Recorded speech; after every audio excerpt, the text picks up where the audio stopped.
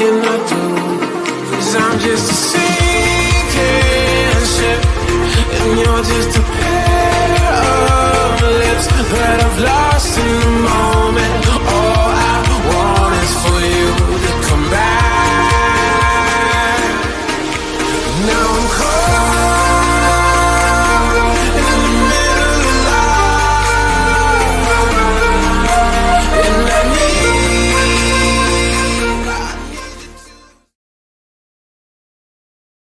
Greetings, everyone, and welcome to another edition of the most powerful platform for truth, bar none, on God's green earth. This is your platform for education, elevation, and edification. This is the Red Pill Diaries, and I'm your host, your brother, and your friend, Rashid. Thank you all for giving me a little bit of your time today. There was a mix-up on our part yesterday.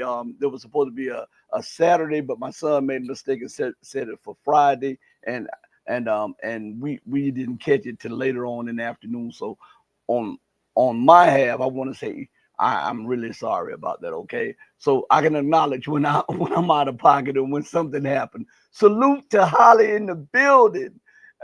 Salute to Holly in the building. Holly Horn is in the building. Hey, we got to talk about some things. Okay, we really got to talk about some things. First of all, also hit the like button. It doesn't cost you a thing.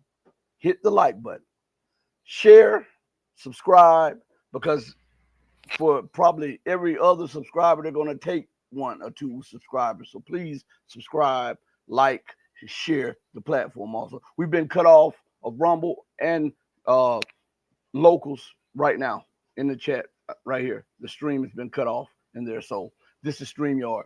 Shout out to my guy Zen Yards in the building. So we're going to talk about a little news today. We're going to talk about this hypocrisy, okay, that is going on around the world, especially with the empire. You know, I've been watching a lot of stuff, and I thought about Mr. Trump, right?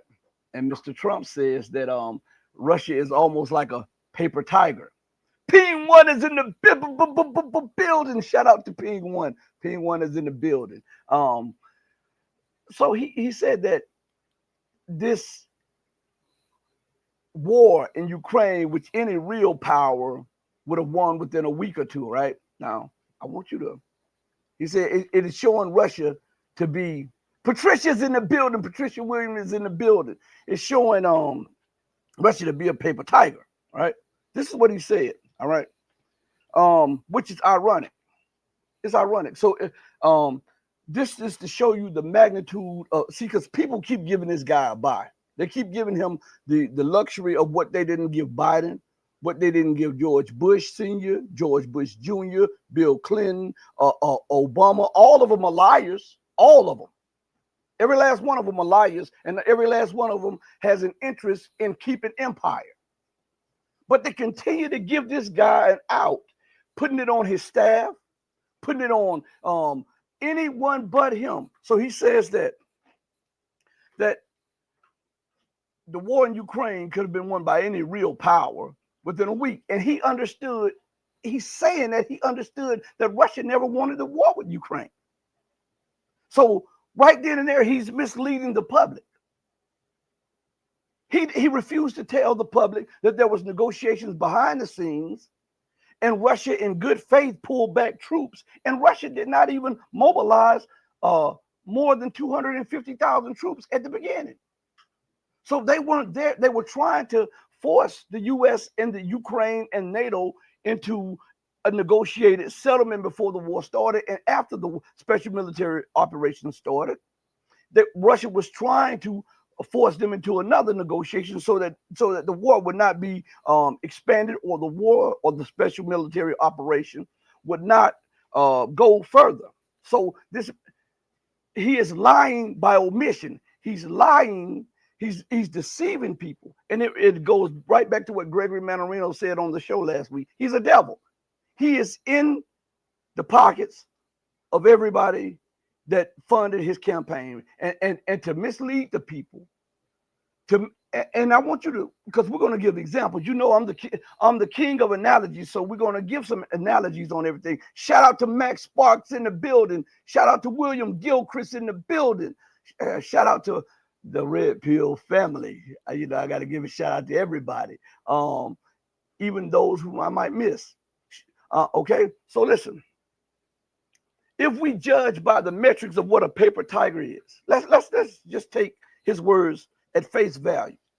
And he said that the Ukraine war, any major power could have conquered Ukraine within a week or two, right?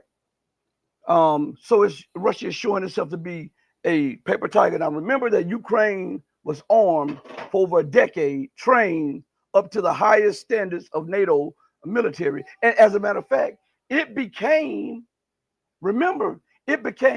the second most powerful military force in the so-called West, because remember that Ukraine became more prepared for war than every other NATO member except the United States. So it was the most powerful non-NATO state, but it was the most powerful European army. So he's saying that anyone with a real power could have, any global power or real military power could have defeated Ukraine, even while the U.S. and the rest of NATO continues to pump information, live intelligence, weapons, and special forces and so-called mercenaries into Ukraine, could have defeated it in a week or two. Now, let's flip the script.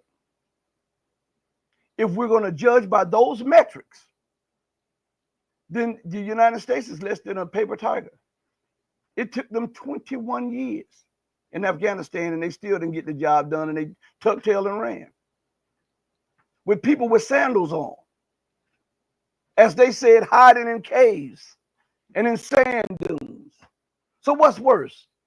A nation that tried to negotiate, Russia tried to negotiate, pulled back its troops in good faith, and then when it realized that the United States and the rest of the nations were just playing games, they went in, okay?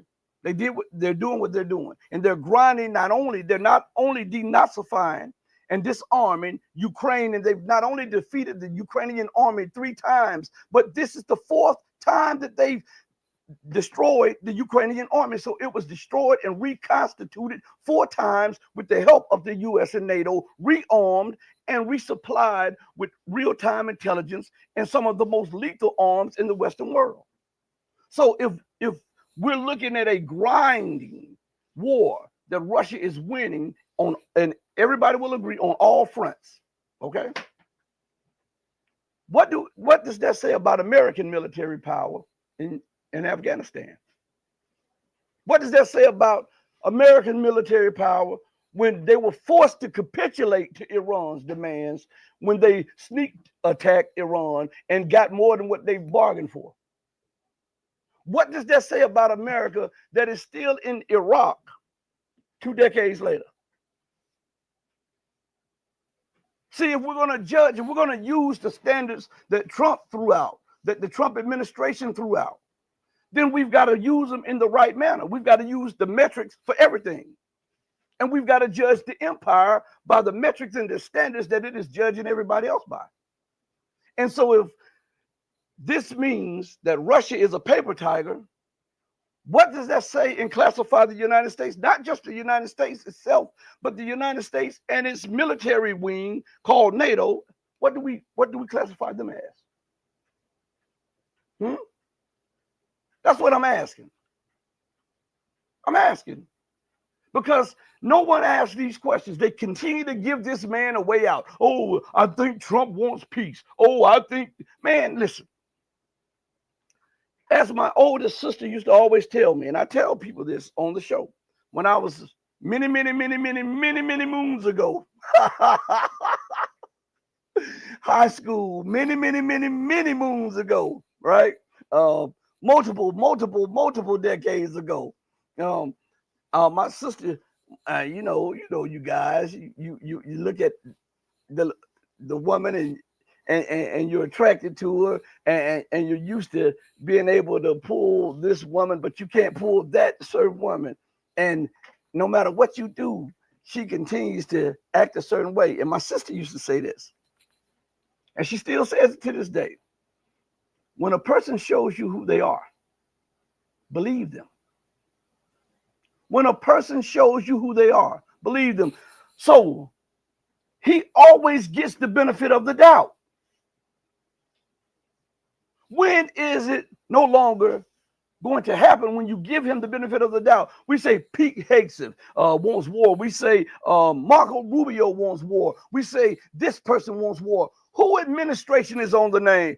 Who name is on that administration, and who is supposed to be the head of the administration? Well, they're keeping him out of the know. Well, fire him. Isn't that your prerogative?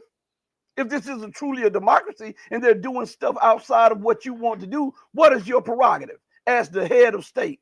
To fire them, right? And replace them with the people that will give you real-time information, good information, and follow your lead, right? Why does this guy get out? Why does he get a pass? The deep state is doing this. The deep state is doing. If you have not come to the conclusion right here and right now that this man is a part of the deep state, you are crazy as hell. He, Biden, Harris, Obama, all of them are the different sides to the same imperial coin. They just do it a little different. Tell me one of them that has said that they did not want America to be the preeminent power. Tell me one of them. Show me one of them that has not threatened to use military power against a weaker nation. Tell me one of them that has not falsified or lied to the public about domestic internal politics or geopolitics. Show me one of them that has not tried to advance America's position globally. Now, when we look at that, and you can't point to any one of them, but you can say, okay, Trump is picking on Venezuela, right? Remember, I want you to remember this now. I want you to all to remember this, that when Mexico was talking about backing the peso with its huge resources of silver, Lindsey Graham and the people under not Obama, but Biden was talking about going to war with Mexico. And they started using this stuff about a drug cartel.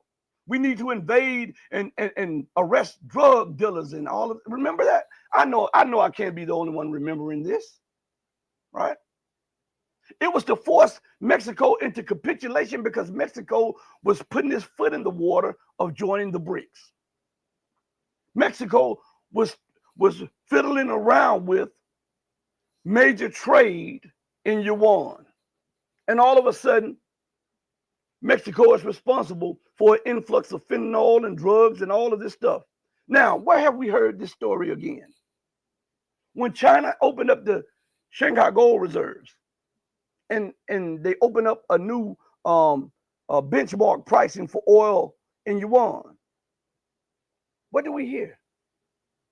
China is flooding the U.S. with fentanyl. Huh? So the United States started flexing its military muscle until China started flexing its back. And you didn't hear any more about the influx of fentanyl from China, right? What are we hearing right now about Venezuela? Because Venezuela refuses to capitulate to American hegemony and dominance. America has an armada off the coast of Venezuela talking about fighting drugs.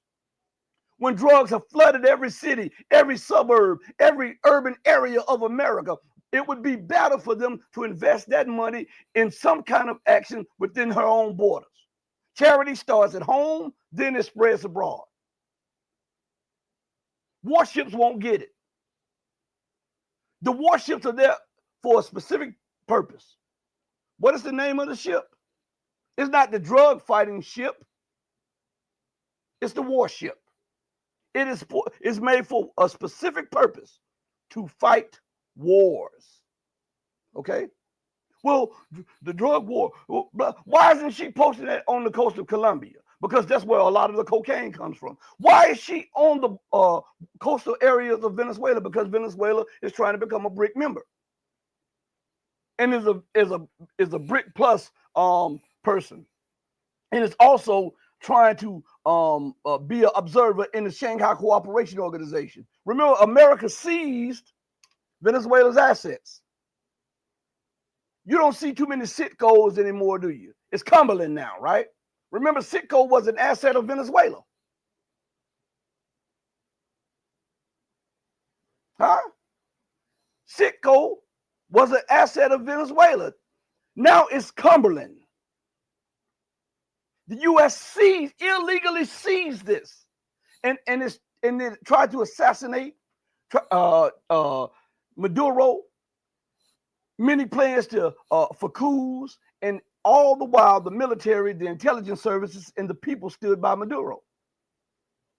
So what happens when I want you all to get this book. It's called Confessions of an Economic Hitman.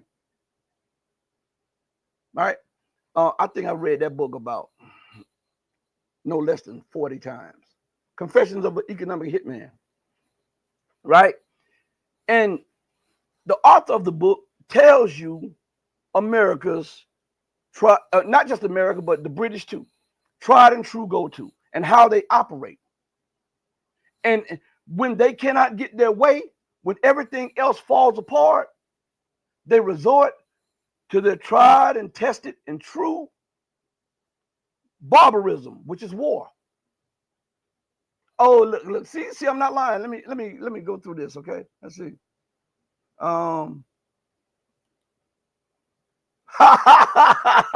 I don't that right there, that Charlie. Now that's something that I've discussed. I think it was more than that, and I don't think he's worried about that, because I think some people benefited. Put it like this: I don't want to say this because YouTube might take me down. They've already taken a lot of more of my subscribers since I said this. Before we go back to the subject of what I was just talking about, in an investigation, right? They look for motive, opportunity, and who benefits the most. All one has to do is go to the pre-Charlie murder. Look at poll numbers. Look at the conversation about nothing that they tried could wash away Epstein. Nothing. Absolutely nothing. There was a divide in the base of the MAGA, right? They were saying that some people were demanding no more wars, bring those soldiers home, put money into invest in America, America first. You said America first, blah, blah, blah. The base was cracked, right? After the killing of Charlie Kirk, do you hear that? Are they accusing them and the other people who had ties with? Because remember, this was hot. They were coming down hot and heavy on, man, release these files. Do this, do this, do this, do this. No redacted files. We want all of the files. We believe that you were a part of this. You can't, just because you're the president, we can't let you go, blah, blah, blah, blah. You said this on the campaign trail. Now look at it. Motive, opportunity, and who benefits the most. Any good investigator starts their investigation with those three things. And guess what else they do? And I'm not talking about his wife per se. I'm saying the first suspect and the greatest suspect in the murder of a person is the spouse. I'm not saying his wife. I'm saying when I use spouse, I'm using it as an example of who was he affiliated with. Look at who he was affiliated with. And everybody that he was affiliated with benefited the most from what happened.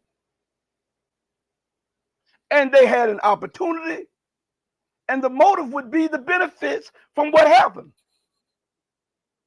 So I'm just saying, I'm not an investigator, but I'm telling you, if you look at any true crimes or any ID channels or whatever, that is how they do their investigation. Yet nobody is doing an investigation like that.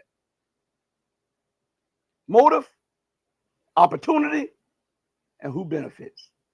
Right? That's all I'm saying. That's all I'm saying on that. Now, man, my thing is, hold on 1 second.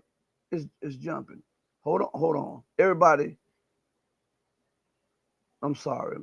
It's okay. All right. Okay, I stopped it.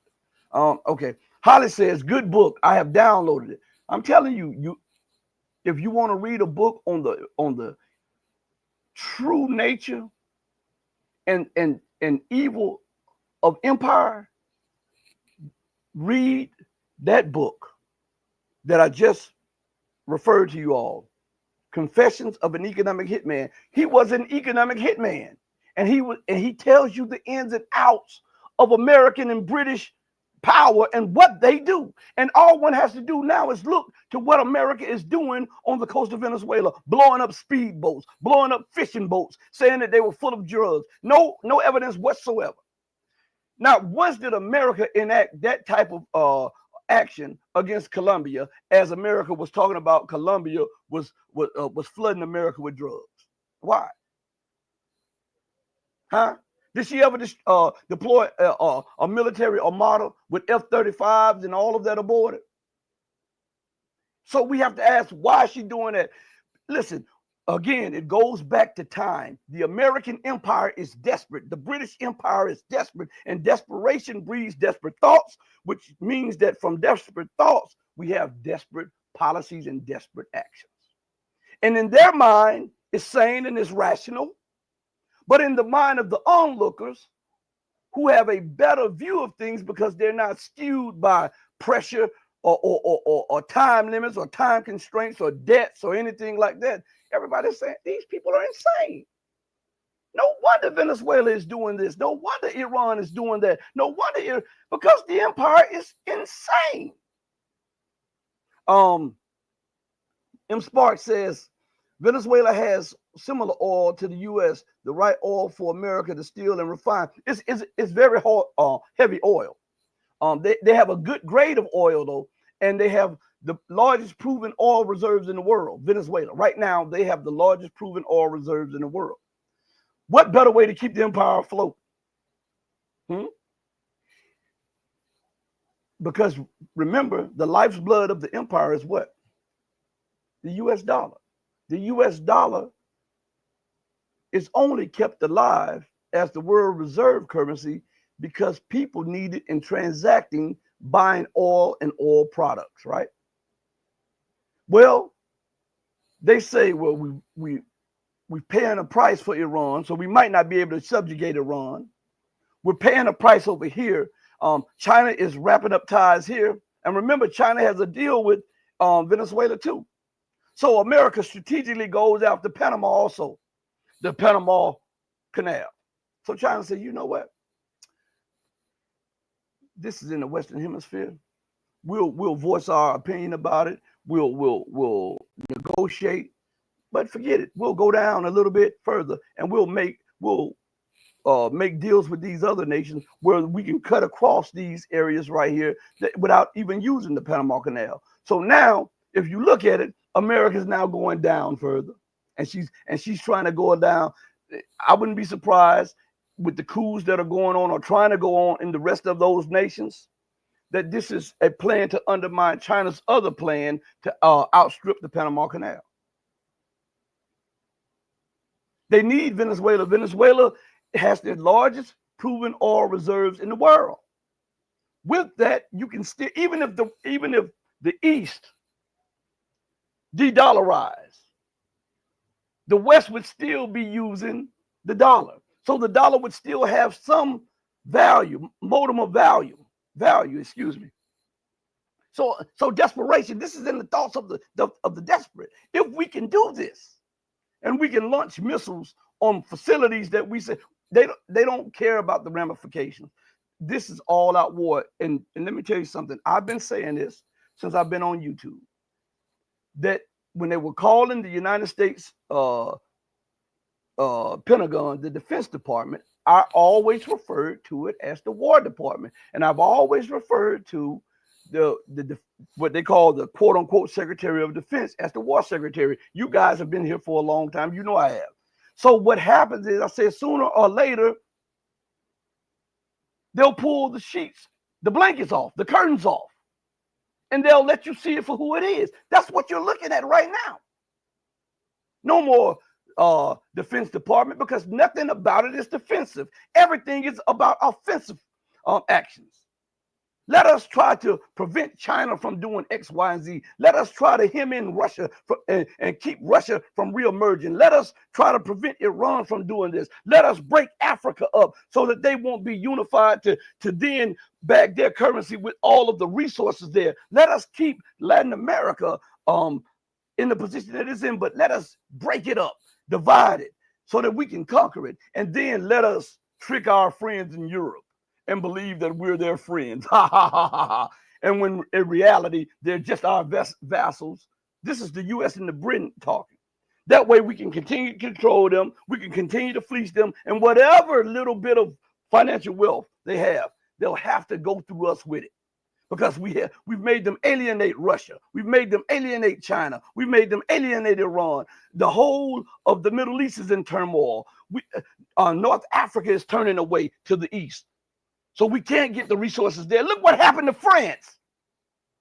See, nobody is talking about what's happening to France right now. So I'll talk about it. France's economy was booming.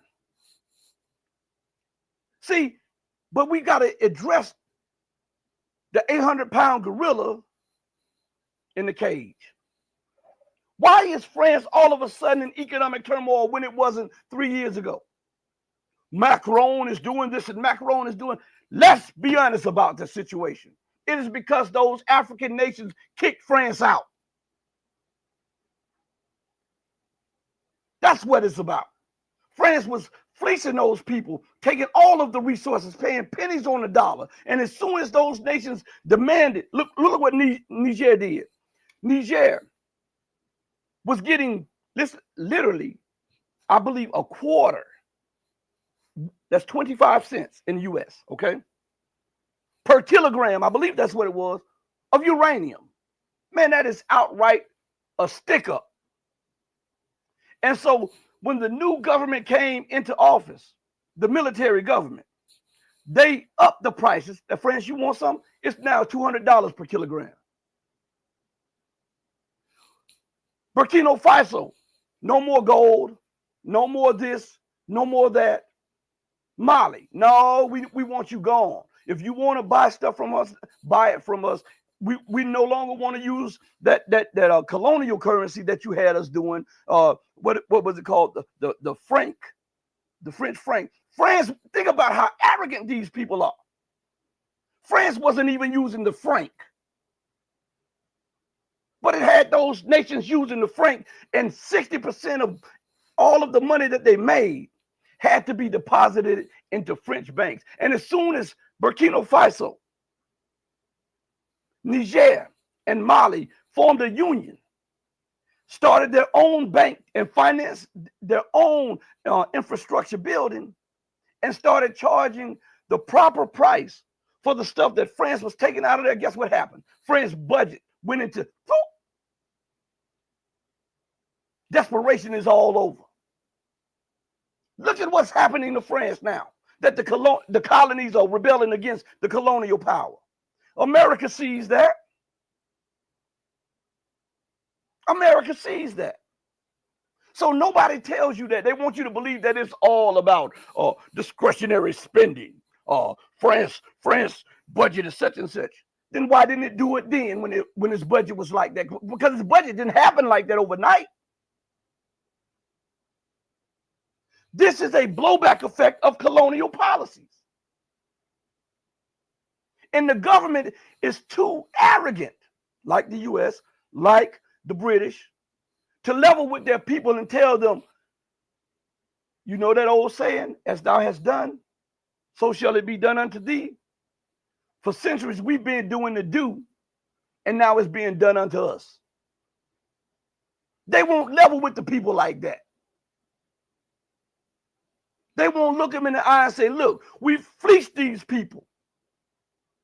We refuse to help these people when they said, hey, listen, let's have a more fair, more just deal. So you know what they do? They go and blame China. They go and blame Russia. They go and blame Iran. They go and blame any nation that is for a win-win deal.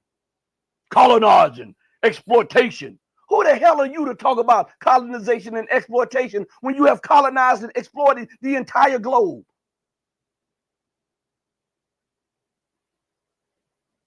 See, I told you that this exceptionalism from Britain and America and the leaders of the Western world, they actually got away with it so long that they believed that the laws of physics did not apply to them. They believed that they can go on in perpetuity exploiting people because they had gotten away with it and had not felt blowback for decades and even centuries. But now the blowback is such that they can't explain it to the people, the average people on the street that are now protesting and rising up because of the prices, because of the policies of the nation. They can't level with them because the people throw them out. Maybe do something else to them. Because the people, some of them did not realize what led to these policy initiatives that these governments are now implementing.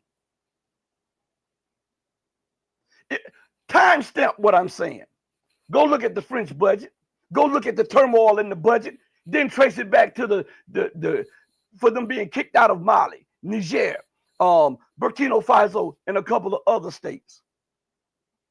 But it didn't even start there. Remember, the Gambia tried to do it, and they overthrew Mohammed, the president of the Gambia, and they lied on him, talking about how he was stealing money when he said he wasn't going to let homosexuality up in his country, and he said that he was looking for better deals for his country than the West had to offer. They overthrew him. Then you look at what was that other country? It's on the, I forget the name of it at this moment. Small country. I don't think it was Gabon. It's on the God dang it. It's right on the tip of my tongue. They overthrew the leader. Listen to me to show you how arrogant these people are. The popular elected president of the country wanted to renegotiate with France all of the contracts that they had with France, so that the people could benefit from the resources more, because France was taking 95% of the resources, and the other, they were just, you get it how you live, right? So that president wanted to renegotiate the contracts with them and say, listen, this got to be a better deal. My people are in poverty and you living good. This was the first time that it was ever acknowledged in U.S. history, in world history, that France and the United Nations, listen to what I just said, attacked the president. The United Nations. France used the United Nations peacekeeping forces to overthrow the president of the African country. Google it. It'll come up. Google it. To overthrow him and then install somebody that was in favor of those unfair deals. Just Google it, Bing it, Yahoo it, DuckDuckGo it.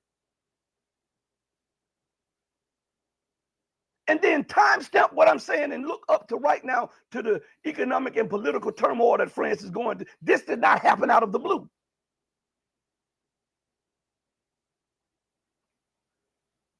And the people have to feel it now because of the ineptitude, the greed, the arrogance, the racism, the fascism of the governments that they have. Boy, I hate it when they come to the streets, because those governments are going to have to pay for it, because they've alienated their own population, lying and fleecing everybody and everything. M. Spark says Miss Charlie was Mossad. He was more than Mossad. He was Mossad, CIA, BND, and all the rest of them. All of the alphabet.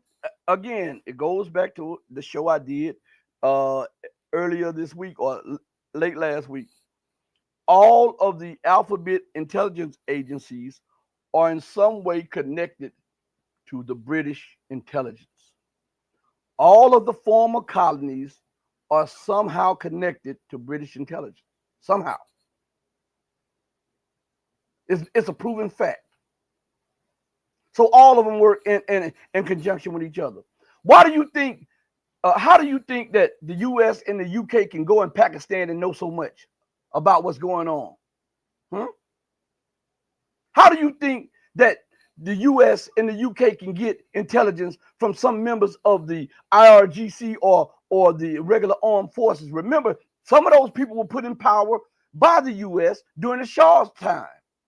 How do you think that India's raw and the upper class of India so desperately want to be accepted by the West? Why do you think that? Because these are leftover colonial thinking. These are leftover colonial people. That's why in India, to achieve a certain level of success, you've got to be of a lighter skin. They have a caste, that's C-A-S-T-E system. That's a, even though that was in place a long time, it was magnified by British imperial rule. Go anywhere that the colonial people, colonizers went, and then you'll have that there. I call it like it is. The only way to get a solution is to address the problem. Okay? Not dance around it. If we dance around it, we're no better than the politicians. People are looking for solutions. M. Spark says 100, Rashid. I think it was a honeypot joint operation. Again, motive, opportunity, who benefits the most. And always look at the spouse. I'm not talking about his wife. When I say spouse, I'm not accusing his wife of anything. I'm not referring to her when I say spouse. I'm talking about the people that he was connected with. That's what I'm saying. Who gave him his support financially and politically. That is his those are his political spouses. See who benefits the most. Who had the opportunity and the motive. And it'll give you a clear line to who should be the suspects. And I'm telling you, the suspects are and the ones who had a hand in are the ones who gave him the most praise, and the ones who were at his funeral, and the ones who hosted his show, and the ones who keep bringing him up. To keep you from talking about Epstein, to keep you from talking about America repositioning her warships off the coast of Venezuela, to keep you from thinking about America deploying multiple warships, more weapons over into occupied Palestine for more war with Iran, and for the bombing and the genocide of what's going on in Gaza, to keep you from realizing that America is militarizing the streets of America from Chicago to Baltimore, down to South Florida, over to California. This is to keep you from realizing all of that. While talking Constitution, they violated in a major way, right? I'm talking to you. Talk back to me. Free speech. Joe Biden, he has weaponized YouTube.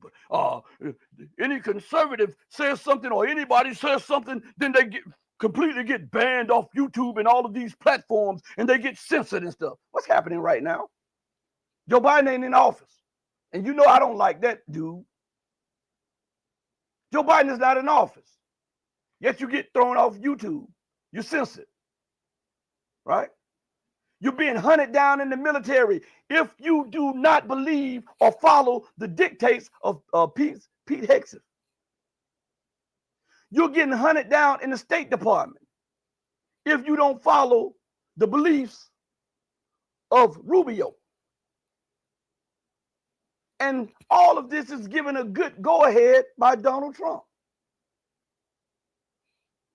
So what's the difference between Biden and Trump? It's just one didn't want it to say it again, to put the onus on them. And now this one doesn't want the onus on them. So they're doing the exact thing that they complained about with the predecessor. Man, stop playing with me with this foolishness. Stop playing. Donald M. says, who benefits establishes the potential motives of individuals capable of the crime. That's what I'm saying. That's all I'm saying.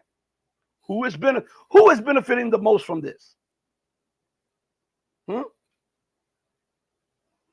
That's all I'm saying. So let's see.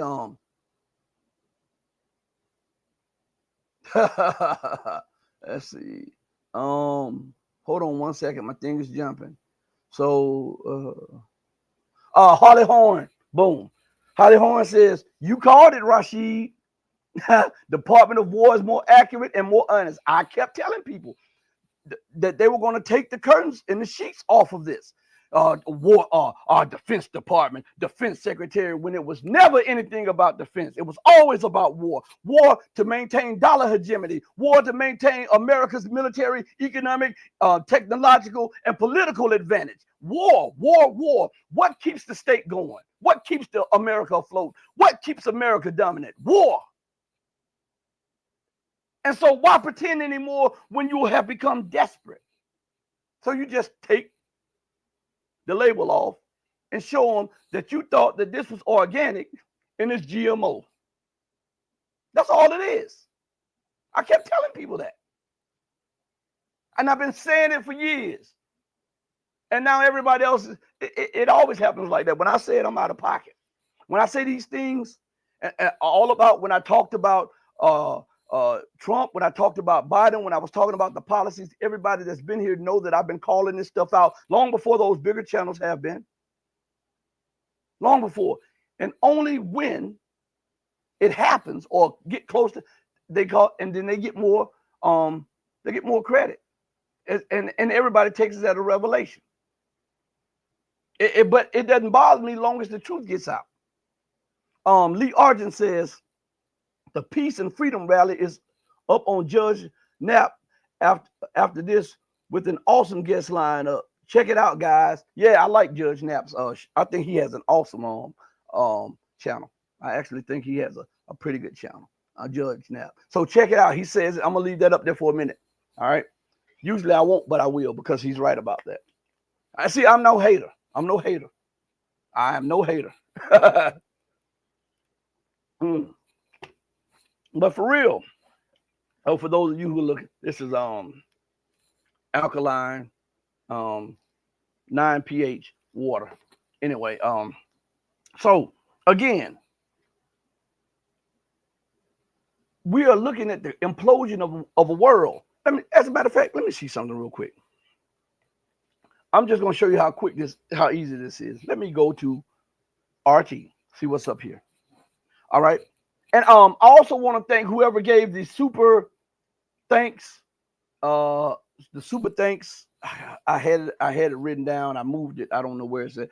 Thank you for the super thanks that you gave. And also at the end of the show with Gregory Manarino, someone gave a super chat. I'm sorry. I was clicking off the screen for the outgoing music, and I did not see it. It popped up, and I want to apologize to you all right now. And I want to give you your flowers right here. Thank you so much. Really, I really appreciate it. Okay. So go to RT. There's an article up there that says U.S. preparing options for strikes inside Venezuela. Now, when will she be designated as a terrorist nation? Who authorizes America to strike nations whenever she wants to? Did she just strike Iran? What about Yemen? Isn't she arming Israel to bomb Lebanon, Syria, and all of the occupied territories? Huh? Isn't she arming Ukraine through NATO? Huh? When are you going to call an ace and a spade a spade?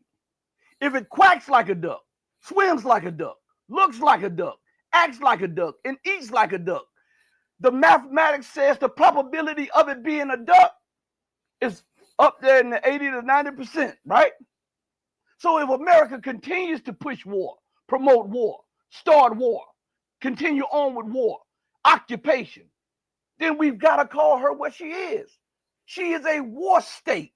She's a warmonger. She has been at war almost her entire existence, and she hasn't even been in existence for 300 years. And I believe, and I might be off for it by a couple of years, but I believe she's been at war for 238 or 239 of her 249 or 250 some years. That's outstanding. That's unreal. That is unreal. History best rewards those who research it, right? If we research it and we see that every turn of events shows us that you're at war, then maybe it's not the country that you're at war with. That's the peace breaker. And then we look again and we see you at war with somebody else, and you're saying that they're terrorists or they're drug cartels or they're this. And then you have another excuse for this one over here and another excuse. It reminds you of the bully at the school, right? Every time you turn around, he's fighting somebody, and it's always the person that he's fighting fault. It's always because of that person. And then you look at it over the years and you say, hold up. He's been at the high school for 2 years. He's been fighting. He's fought 40 times. And these people that he fought, everybody knows them to be pretty cool people. Maybe we have to start looking at that person there and start measuring the actions and see if this is the cause of the problem of the world today. All right? So let's see if let's measure America's action and see if she's the cause. Okay? Does Venezuela have warships off the coast of America? Did Iran illegally bomb America? Is North Africa sending in terrorists to destabilize America? Did Russia start a war in Mexico or Hawaii or Canada? Huh? Now let's look at China's situation. Everybody recognizes Chinese Taipei or Taiwan as a part of China. Even the United States law recognizes that. And yet they keep saying that China may invade Taiwan. And they say this, I want you to realize the irony of this. They say this as America is sending troops to Chicago. America is sending troops to Washington, D.C. Think of the irony of that. You never thought about that, did you? We are guessing that China may invade China because according to U.S. law, Taiwan is an integral part of China, and it's only one China. So first of all, it's none of your business if China does that. But you want us to say China is aggressive because they may bring to heel and to subjugate a part of their territory. And yet all the while you go and bless Donald Trump for openly stating, I'm militarized. I'm taking over the police force in Washington, D.C. I'm going into Baltimore. I'm sending the troops over into California. I'm sending the troops over in Chicago. I'm going to do this. The U.S. is militarizing and invading these cities and states with U.S. troops, which is against the Constitution because there's no war has been declared in America. And yet, you want to go to war with China over a hypothesis that they may intervene in their own territory. Man, these people are crazy as hell. Crazy as hell. I'm telling, man, listen. Here at this show, my main objective is to make you think.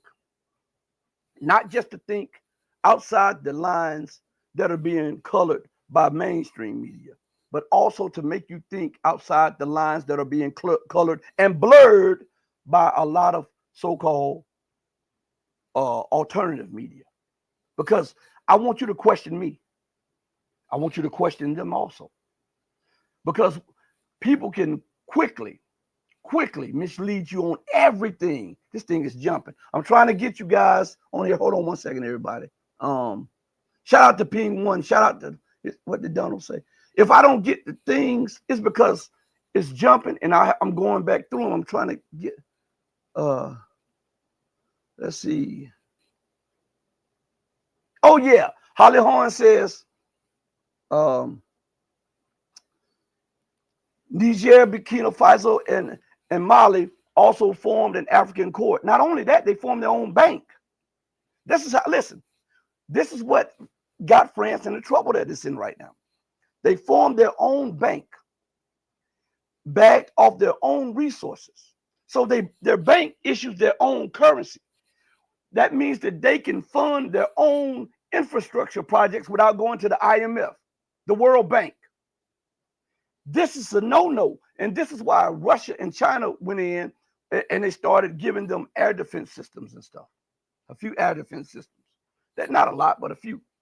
And maybe one day we'll get into that, because I think they could Russia could have did a little bit better on that position there, but that's a whole nother subject. Let me go down. Donald says France has more exclusive economic zones than anyone on earth, and only a little strip of ocean front land of their own. Absolutely, that's colonialism. That's look, rules for thee and not for me. That's the United States. That's the U.S. And Lee Argent find out it was Gabon. I was right about that, Gabon. Yes, it was Gabon. I figured it was. Thank you so, Lee Argent. So everybody see, I told you the truth.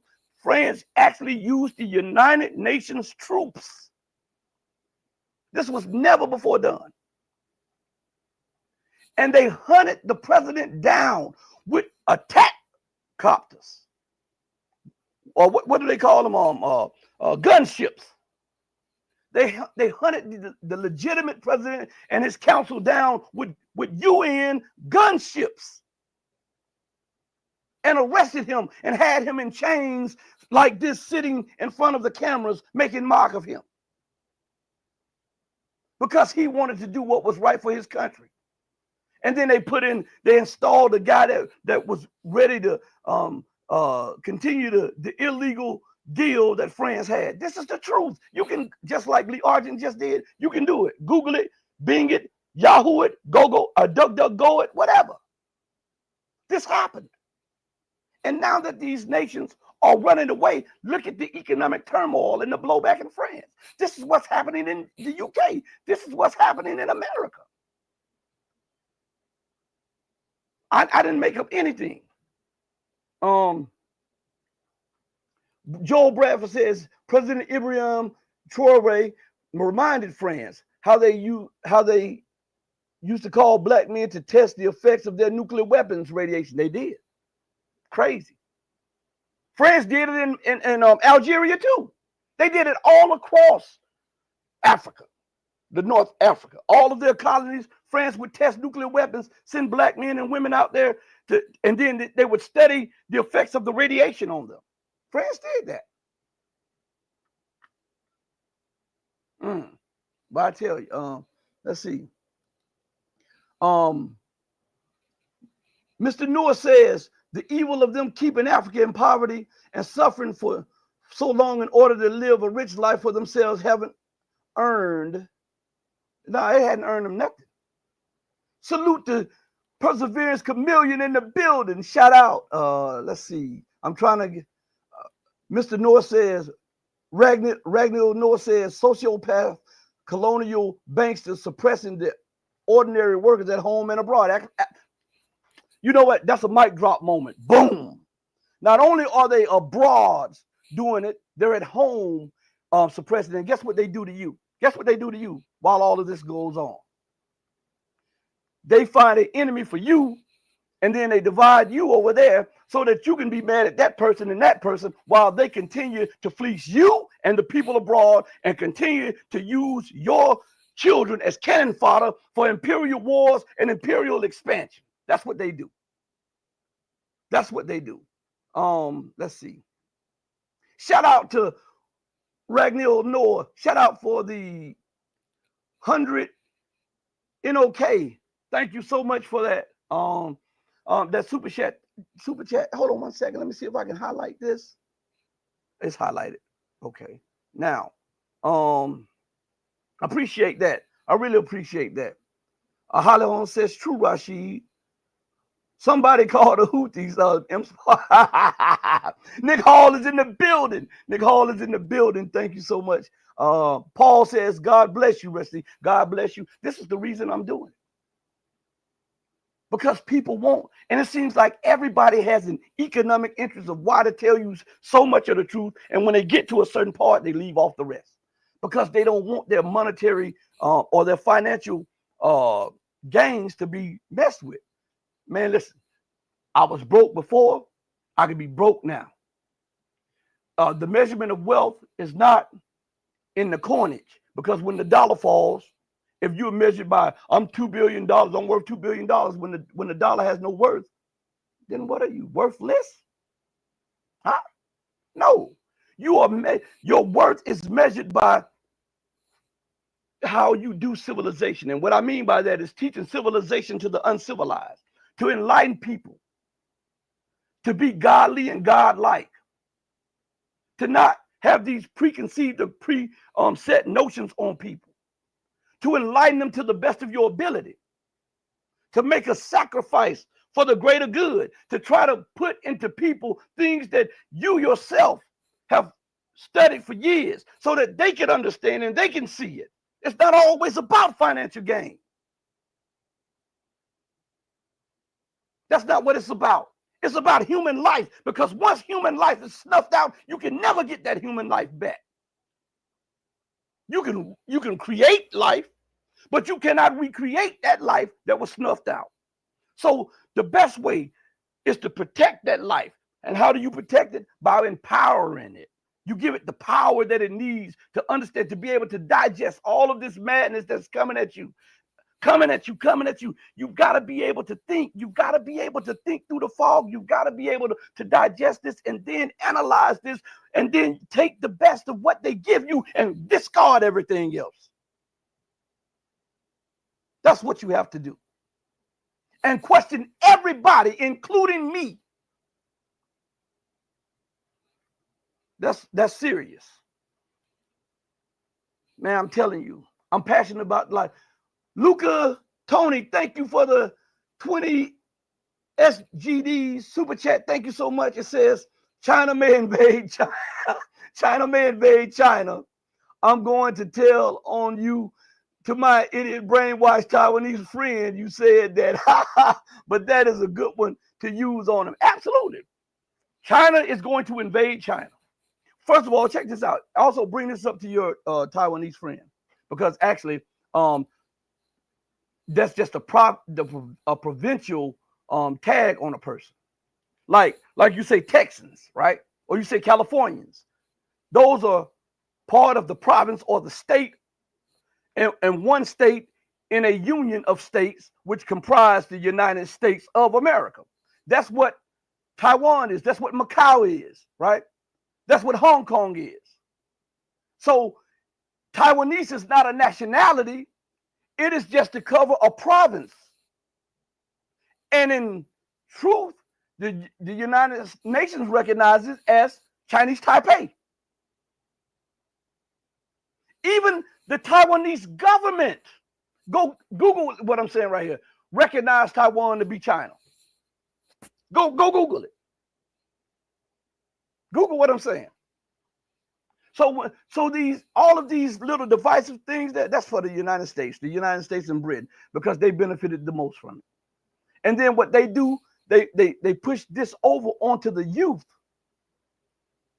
so that they can have people later on to use as cannon fodder to continue their role as divide and conquer. Because if they can divide you, they can conquer you. That's what it is. Nick Hall says every Western organization is corrupted by the USA and their internal political crime system. Well, Nick, you missed out one. You should have said the USA and the UK, because these two are one and the same. They're one and the same. And that's serious. Let's see.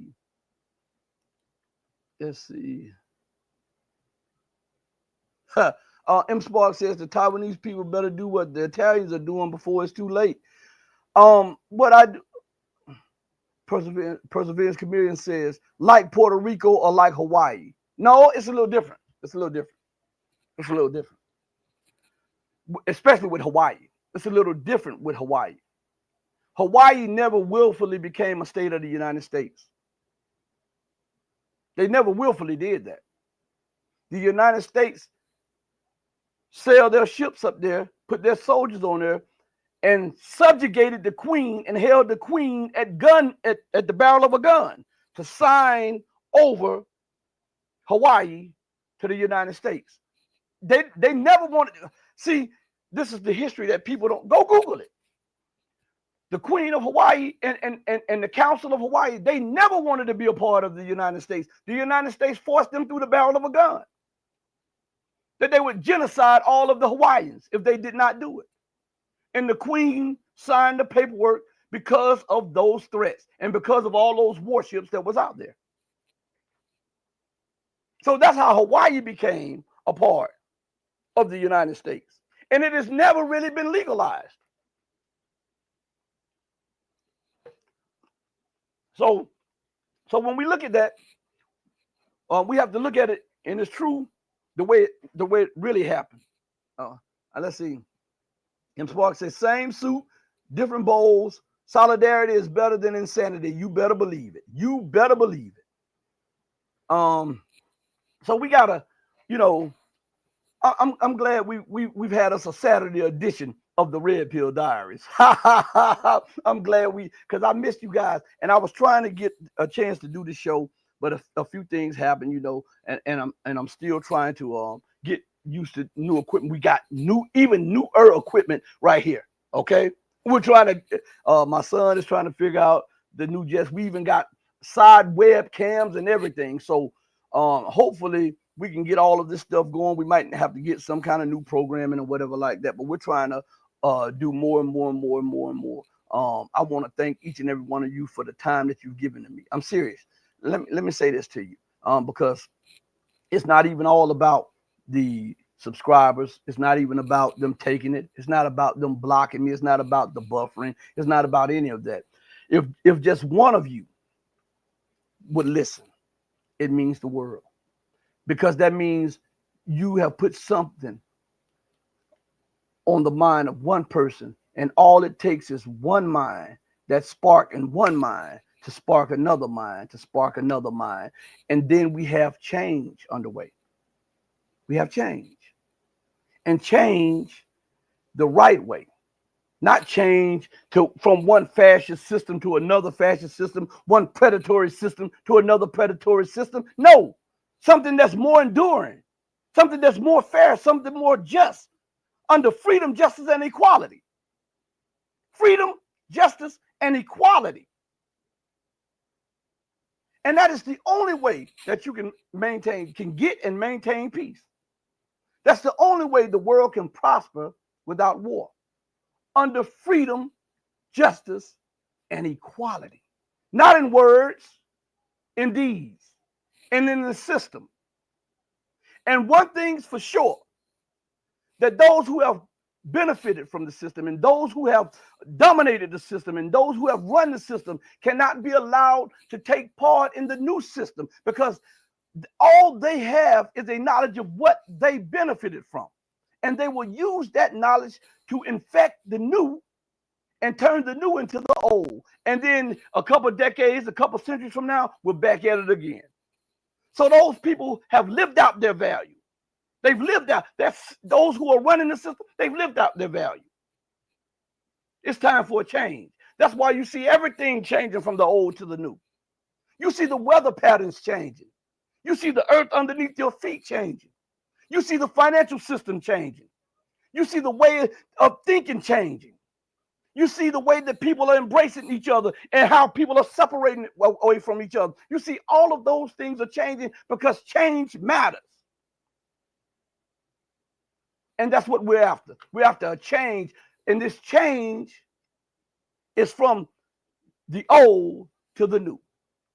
Now, I want to thank each and every one of you for joining me on the most powerful platform for truth, bar none, on God's green earth.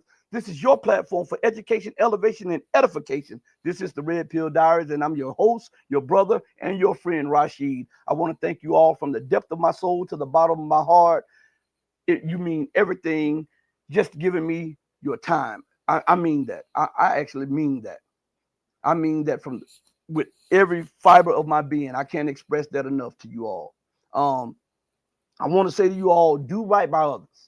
Not because there's some material gain behind it or because you can get some accolades behind it. Do right by others because it's the right, humane, and the godly thing to do. Because even when no one else is watching you, remember that God Almighty is watching you. As my mother always says, may God bless her soul. He looks high. I mean, he sits high, but he looks low. Know that I love each and every one of you who loves truth, but know that the love that I have for you will always pale in comparison to the love that God has for you. Until we next speak again, stay strong, stay true.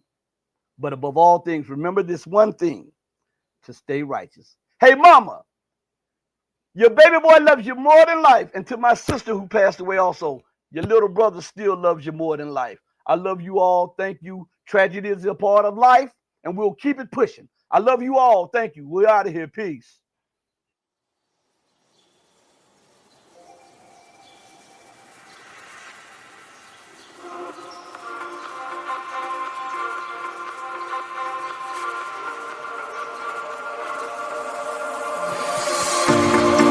Told you to walk away. That was my first and last.